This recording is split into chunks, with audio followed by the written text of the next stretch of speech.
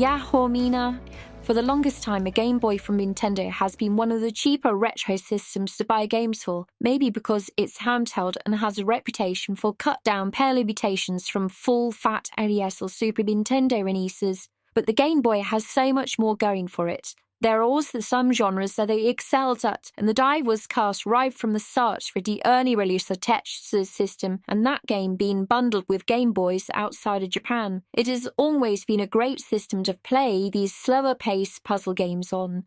Today's game, Karamucho Daijiken, is the game that almost nobody has talked about on YouTube. The game's name in English translates as Crisis in Karamu Town. It is actually based off a licensed property. A bit like how Nubow or Kyoro-chan from the Japanese food giant Morinalda has also had licensed games on the Game Boy. In recent years, Nubow has gained a reputation for being a so-called hidden gem, and it is a fantastic game, but no one talks about Karamucho Daijiken.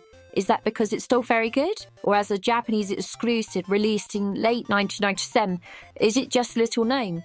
Let me tell you about this puzzle game and its accessibility to non-Japanese speakers and learners alike. The game's name comes from a potato chip brand, Karamucho, from the Koikeya Company. The meaning of the name is very spicy. Kara in Japanese in this instance means spicy, and mucho comes from Spanish meaning very. The game's name is a Japanese wordplay, changing cho in Karamucho to the kanji character meaning town, which has the same cho pronunciation in some instances. Within the game, you'll play as one of the grandmas that feature heavily to this day in the Karamucho potato chip marketing. The story is simple.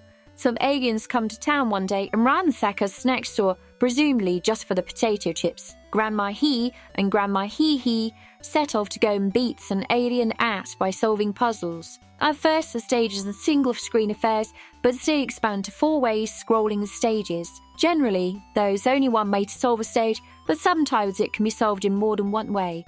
In many ways, the gameplay owes something to Solomon's Key. Collect 3 of the potato chip icons to open and exit. There aren't hidden items behind blocks, but sometimes the stage layout has hidden passages that require you to carefully observe the differences in the terrain to spot them.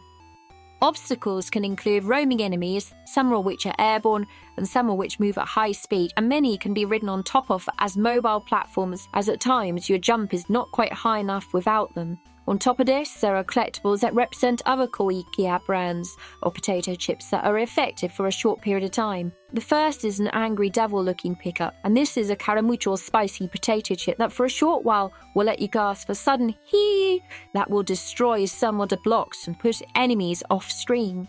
Sometimes whilst enemies are being pushed off-screen, you need to hop on top of that enemy to ride them over water and other obstructions.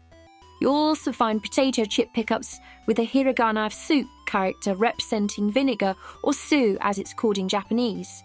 These shrink you down to a small enough size to be fed through a vacuum pipe to the other end. I guess the idea of it is that they are so sour that you shrivel up. The last of the main pickups looks like a tortilla chip, but is a character known as a polinki, another Koikeya brand, and these will help you cross or ascend various platforms by multiplying yourself to span the gap.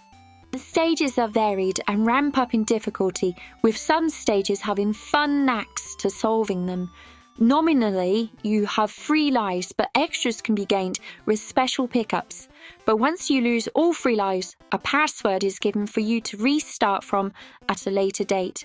More on that in a moment. Where this game really scores some points as a puzzle game is that it has a restart option.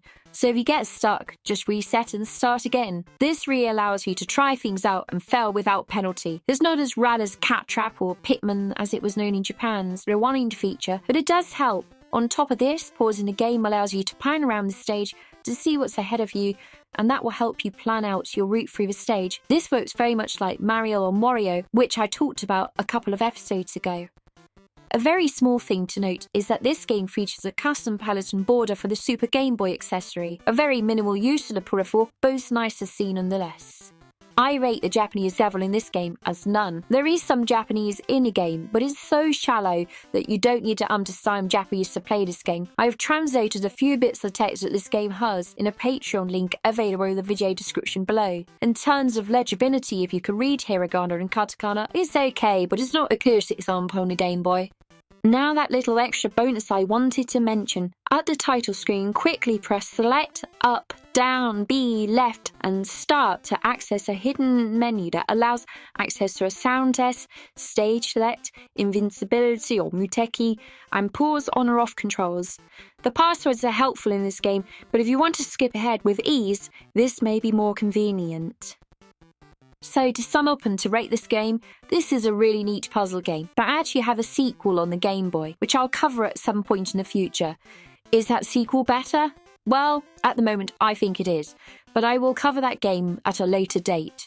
The Game Boy has so many puzzle games of all types, but if you enjoyed Solomon's Key, you'll enjoy this game.